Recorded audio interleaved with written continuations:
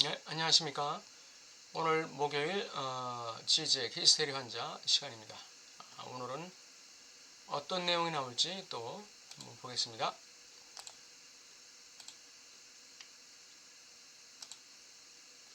오늘은 지난 시간에 이어서 불가능한 수행적 발화 두 번째 시간입니다. 선언문들의 선언문이라는 건 발화되자마자 그 선언된 내용이 임의와 아직 사이에 들어간다고 그랬죠. 딱 갇히게 되는 겁니다. 선언문들의 일체적 발화 수반적 차원, 그것의 명제적 내용을 생산하는 마술적 힘. 선언문은 뭔가를 생산해요. 그 명제적 내용을 생산하는 창조적, 마술적 힘이 있습니다. 이것은 단정적 발화의 형식 하에서만 그것은 그렇다라는 확인의 형식 하에서만 나타날 수 있다. 단정적 발화의 형식. 그건 그렇다. 회의는 끝났다. 사건은 해결됐다. 이렇게 단정적 발화 형식에서만 나타날 수 있습니다. 이것은 우리에게 락강의 명제에 대한 새로운 접근을 가능하게 해준다. 락강의 명제에 따르면 존재로는 주인 담론에, 즉 존재 담론에 의존한다.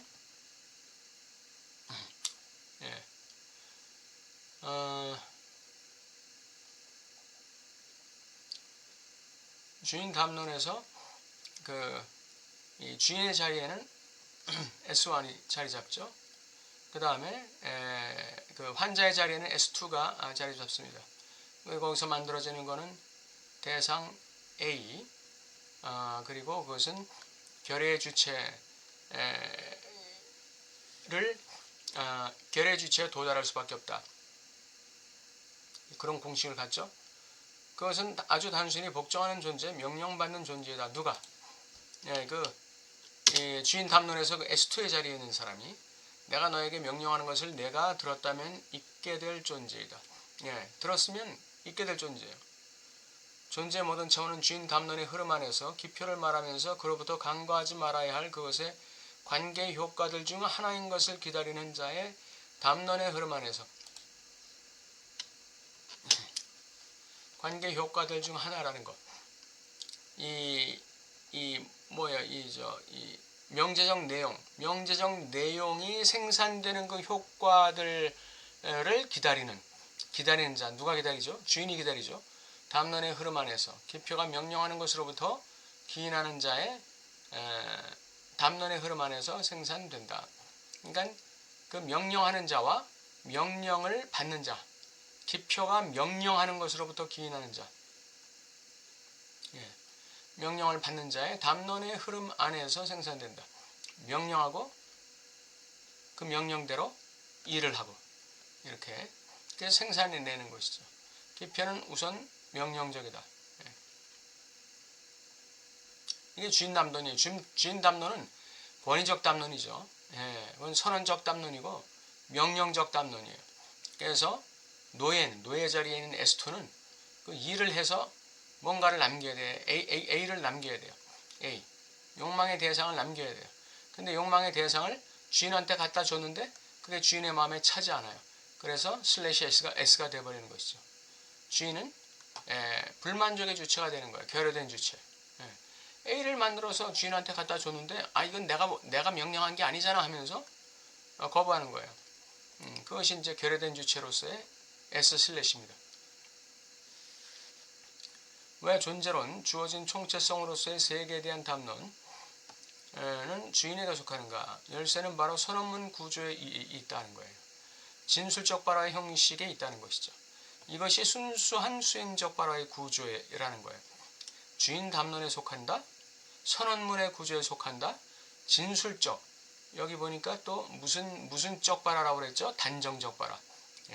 단정적 발화의 형식하에서만. 단정적 발화의 형식하에서 그것이 순수한 수행적 발화의 구조예요. 우리에게 주어진다. 뭐가 주어지죠? 명령이 주어지는 거예요. 선언이 주어지는 거예요. 존재로는 간접적 언어 행위로 지탱된다.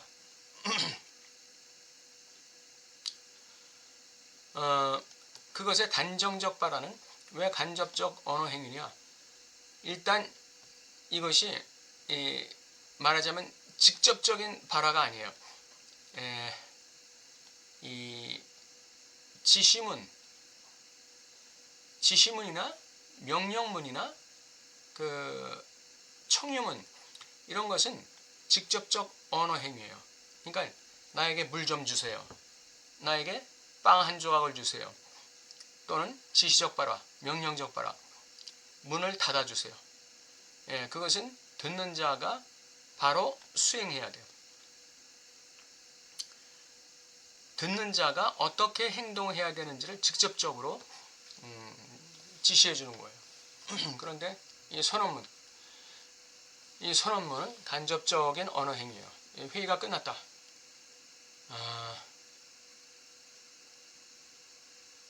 계약은 완수됐다.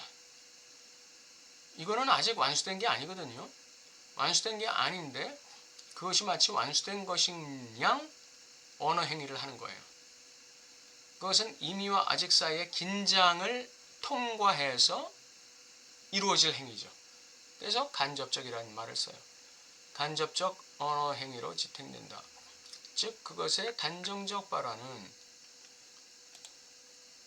그것은 이렇다라는 확인의 형식, 이게 이제 단정적 발화거든요. 이거는 수행적 차원을 숨긴다. 아직 수행이 이루어지진 않았어요. 근데 그것의 수행은 이미 이루어졌어요. 그러니까 이미와 아직 사이에 긴장 속에 있는 것이죠. 그걸 간접적 언어 발화다 이렇게 얘기하는 거예요. 간접적 발화 수반이다. 그 형식은 그것의 발화가 그것의 명제적 내용을 생산하는 방식에 대해서 보지 못한다. 왜? 즉각적으로 이루어지는 게 아니니까.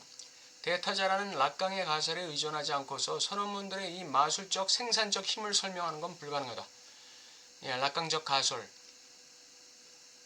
대타자라는 락강적 가설에 이것을 반드시 전제로 해야 돼요. 썰 자신은 그가 다음과 같이 강조할 때 그것에 대해서 깨닫는다. 선언문을 완수하기 위해서는 교회, 법, 사적 소유권 같은 제도들이 주어져야 한다. 상징권, 상징 영역, 상징 체계가 주어져야 돼요. 그리고 제도 안에서 화자의 청자의 위치가 주어져야 된다. 말하는 자, 듣는 자의 위치가 정해야 돼요. 교회, 그러니까 대타자, 교회는 대타자예요. 이 교회를 구성하는 이 신도들을 규제하는 대타자예요. 법이라는 것은 판사의 판결을 규제하는 대타자예요. 사적 소유권은 내가 내 물건을 마음대로 소유, 사용, 처분할 수 있는 행동을 할 수 있는 근거로서의 대타자예요. 사적 소유권이라는 게. 이 사적 소유권이라는 대타자가 없으면 내가 내 물건을 마음대로 가질 수도 없고 사용할 수도 없고 처분할 수도 없는 거예요. 그러니까 이 교회나 법이나 사적 소유권 이건 모두 다 대타자예요. 대타자. 이 안에서 화자와 청자의 위치가 딱 갖춰져 있어야 돼요. 그럴 때 이 선언문의 마술적 힘이 설명될 수가 있는 거예요. 다시 풀어서 쓴다면 교회는 세상이라는 상징계를 강구할 수 없다. 법은 범죄의 주관성을 강구할 수 있다. 교회는 세상이라는 상징계를 강구할 수 있다. 교회가 신도들을 규제하는 그러한 그 상징계지만 이 교회의 미끄러짐은 뭐냐? 세상을 강구한다는 거예요. 강구할 수 있다는 거예요. 법은 형벌의 집행에 대해서는 지지해주는 어떤 근거가 되지만 범죄의 주관성에 대해서는 강구할 수 있어. 다시 말하면 범죄를 저지르는 범죄자의 개인적인 어떤 주관적인 그러한 상황을 갖다가 고려해주지 못한다는 것이죠. 그거 일일이 고려해서 형벌을 때리면 그 벌 받을 사람 없겠죠. 법은 그런 개인적인 주관적인 그 사정은 고려할 필요가 없어요. 그러나 법을 집행하는 판사는 반드시 그 환자의 주관성, 주관적 상황 이것도 고려해 줄 필요가 있어요. 그럼에도 불구하고 당신은 이런 죄를 졌기 때문에 형벌을 때린다 이렇게 돼야죠. 이거 지제게 하는 얘기예요. 소유권은 이웃에 대한 헌신을 강구할 수 있어요. 소유권은 개인적인 것이기 때문에 이웃에 대한 헌신을 강구할 수 있는 거죠. 교회와 법과 소유권 제도라는 대타자가 이것들을 알아줄 때 대타자의 수행적, 마술적 힘이 실현된다. 이렇게 지금 제가 풀어서 썼는데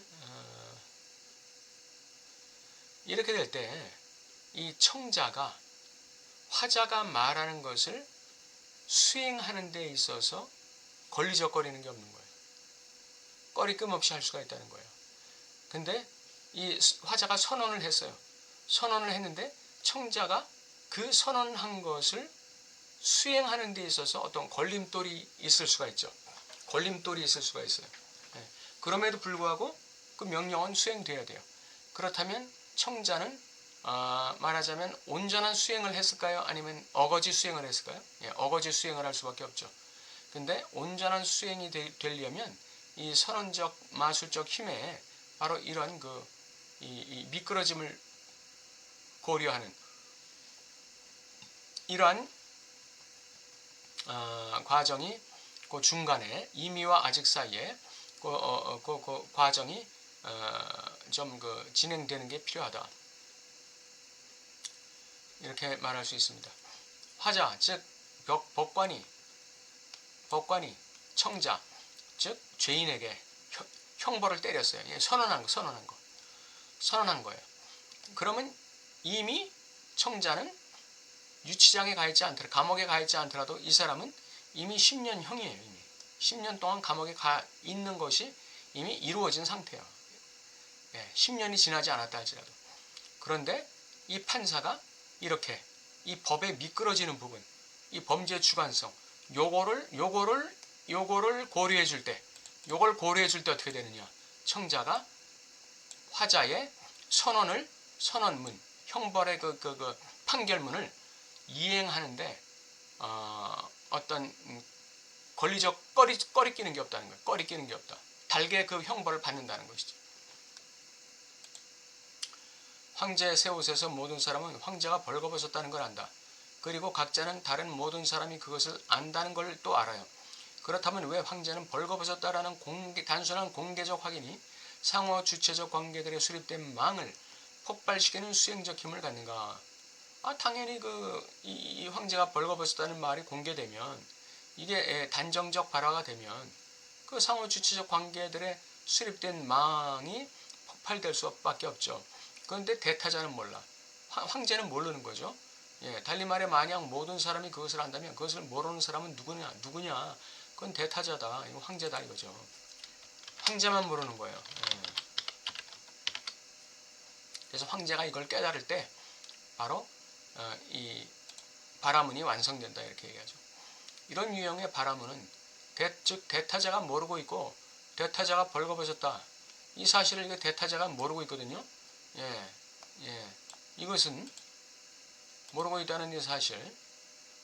이것은 대타자의 실존에 대한 존재론적 증거의 가치를 소유한다. 대타자의 실존은 뭐죠? 벌거벗은 거예요. 거기에 대한 존재론적 증거. 바로 폭로한 것이죠. 폭로한 거예요. 존재론적 증거의 가치를 소유한다. 선언문들은 동일한 논리를 포함한다. 회의가 끝났다라는 확인을 이용해 우리가 이 사실을 대타자의 지식에 이르게 할 때 회의는 끝났다. 근데 이 부분이 조금 이해가 안 돼요. 대타자가 회의가 끝났다고 선언할 때 이미 회의는 끝난 건데 아직 끝나지 않았다 할지라도 이미 그건 끝난 거예요. 근데 이 확인이 대타자의 지식에 이를 때 회의가 끝난다?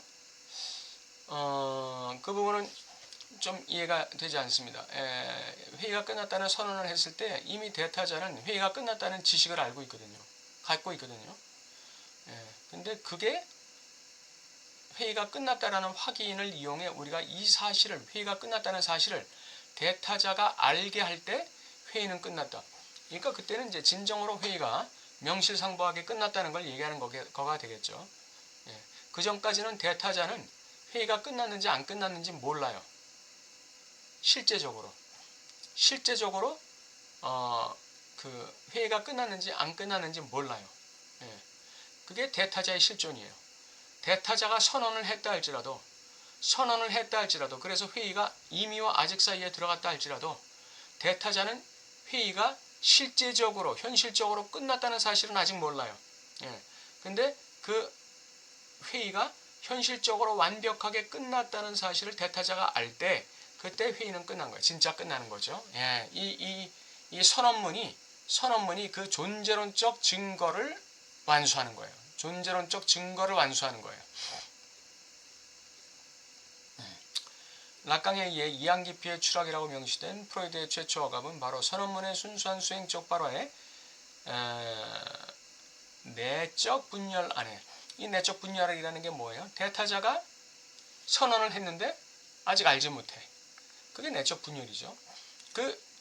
이 간접적 발화 행위, 그러니까 그 간접성, 그 과정을 거쳐야 되는데 그 과정이 어떻게 지금 진행되고 있는지 대타자가 몰라요. 그런데 만약에 대타자가 회의가 실제적으로 완벽하게 끝났다는 사실을 알게 되면 대타자의 순수한 수행적 발화가 그 열매를 맺게 되는 거죠. 예. 그때는 내적 분열이 소멸되는 거예요. 그런데 대타자가 알 때까지는 어떻게 된다? 내적 분열이 유지된다는 거죠. 대타자 안에서 내적 분열이 유지되는 거예요. 이게 이항기표의 추락이다. 이렇게 프로이드가 얘기한 거예요. 이 최초 억압. 그것은 진술적 발화의 형식으로만 발화될 수 있다는 사실이 있지 않은가. 네, 최초 억압. 최초 억압은 진술적 발화의 형식으로만 발화될 수 있다. 최초에 억압된 것은 구조적 필연성에 의해 의미작용적 망이 수립될 때부터 결여되어야 하는 것은, 이게 바로 최초에 억압된 거거든요. 결여되어야 하는 것. 바로 진술적 발화의 형식을 갖지 않을 순수한 수행적 발화의 기표이다.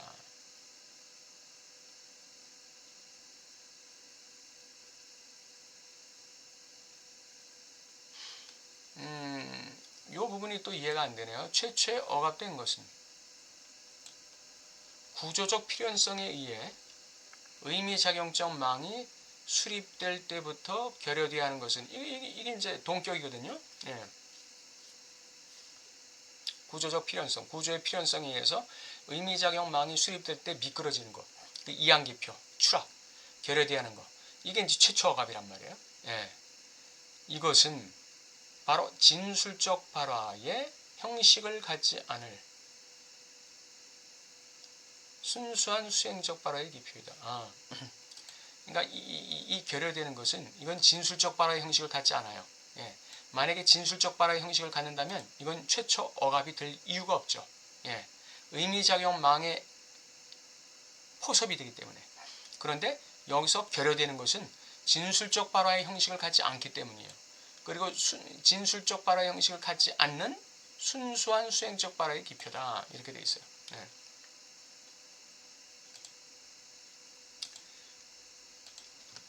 그러니까 의미작용망 안에 포섭되는 것은 뭐다? 진술적 발화의 형식. 진술적 발화의 형식. 요거는 의미작용망에 포섭되는 거예요. 그런데 억압되는 거, 이 결여되는 거, 이 의미작용망이 수립될 때 거기서 결여되는 거, 이거는 진술적 발화의 형식을 갖지 않아요. 예. 진술적 발화의 형식을 갖지 않는 순수한 수행적 발화다. 예.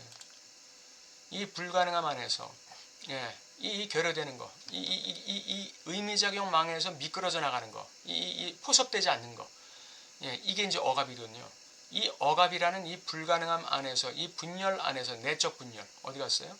예, 내적 분열, 예, 내적 분열. 이 이미와 아직 사이에 들어있을 때는 이 내적 분열이 있는 거예요. 예, 이 억압이 있는 거예요. 이게 억압이 있는, 불가능함에 억압이 있는 거예요.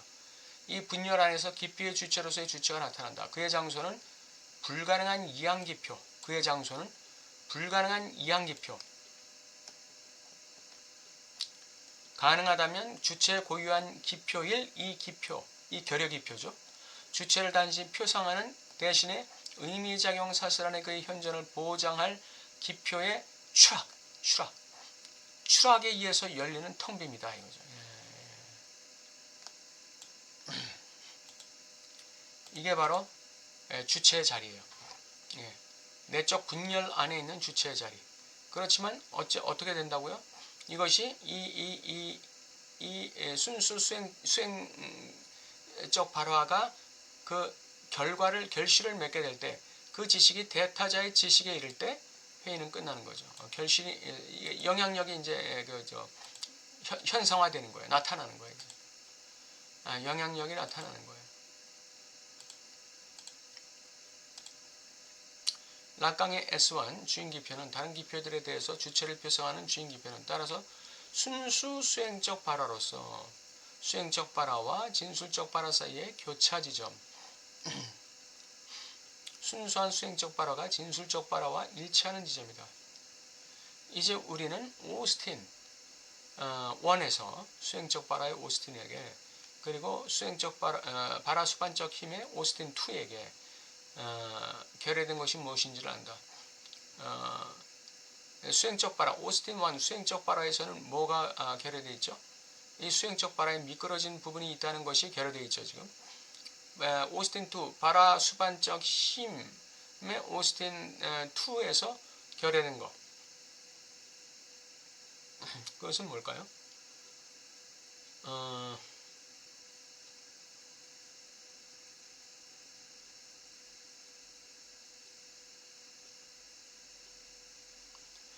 여기서는 이 상징화 작용,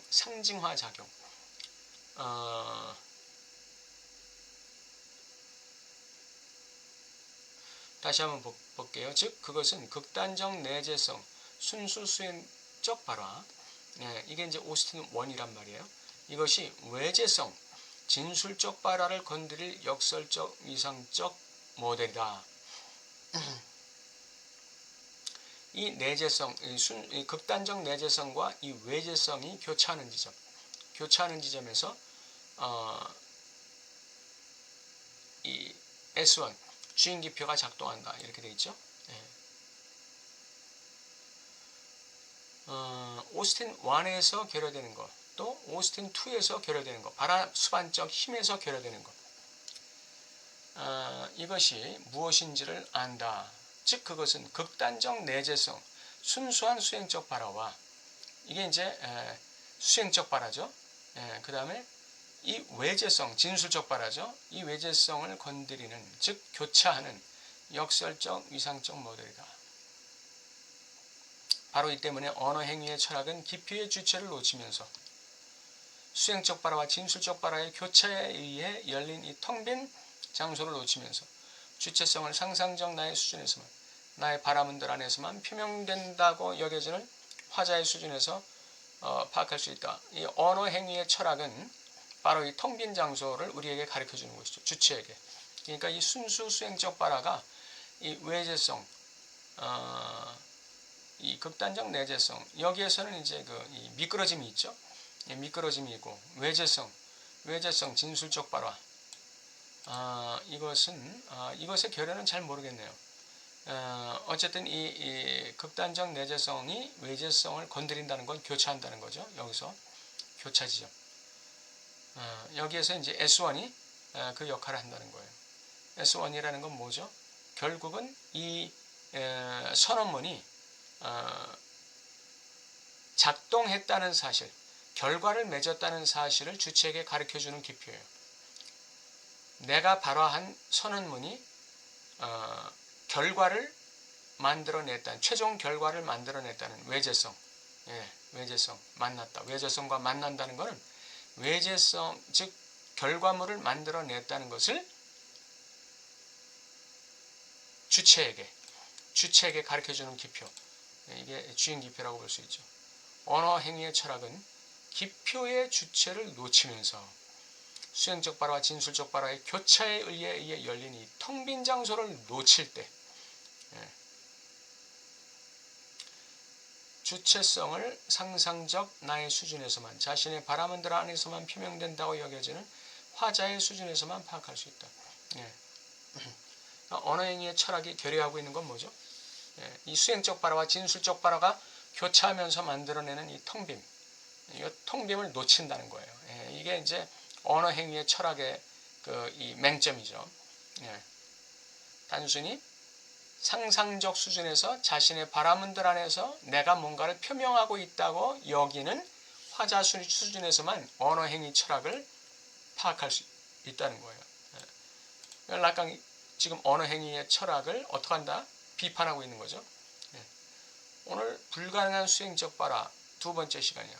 불가능한 수행적 발화라는 것은 바로 이 수행적 발화와 진술적 발화가 만들어내는 텅빔, 이 텅빔, 이거를 우리가 어떻게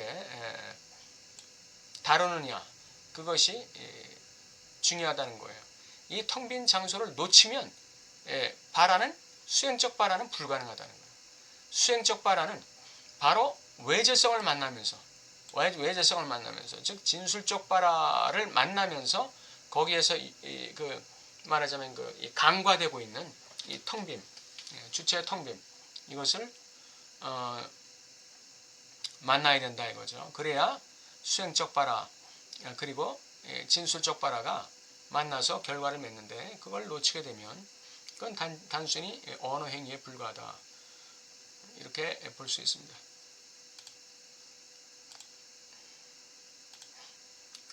오늘 설명 저 역시 이해했다고 생각했는데 또 놓치는 부분이 있는 것 같아요. 그래서 지난 시간과 이번 시간 거 다시 한번 저도 읽어보려고 합니다. 여러분께서도 한번 읽어보시고 고민하셔서 한번 해석해 보시기 바랍니다. 오늘 여기까지 하겠습니다. 감사합니다.